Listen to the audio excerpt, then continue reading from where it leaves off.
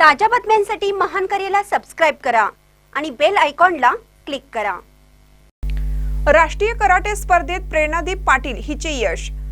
शोतोकॉन karate do association of India यांच्या वतीने आयोजित करण्यात आलेली 13वी राष्ट्रीय कराटे स्पर्धा मोठ्या उत्साहात पार पडली। या स्पर्धेत देशभरातील विविध राज्यातून सुमारे 950 विद्यार्थ्यांनी सहभाग नोंदवला होता।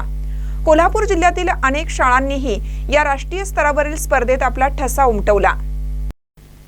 या स्पर्धेत पेठवडगाव येथील श्री बळवंतराव यादव हायस्कूल मराठी शाखा येथील विद्यार्थिनी कुमारी प्रेरणादीप प्रवीण पाटील हिने उल्लेखनीय कामगिरी करत कुमिते या प्रकरणात सुवर्ण पदक तर कांता या प्रकरणात कांस्य पदक पटकावलं। तिच्या या यशामुळे शाळेसह पेठवडगाव परिसरात आनंदाचं वातावरण निर्माण झालं आहे।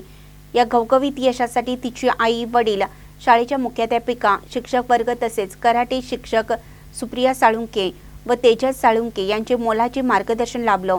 तिच्या या यशाबद्दल सर्व स्तरातून अभिनंदनाचा वर्षाव होत असून पुढील वाटचालीसाठी शुभेच्छा दिल्या जात आहेत।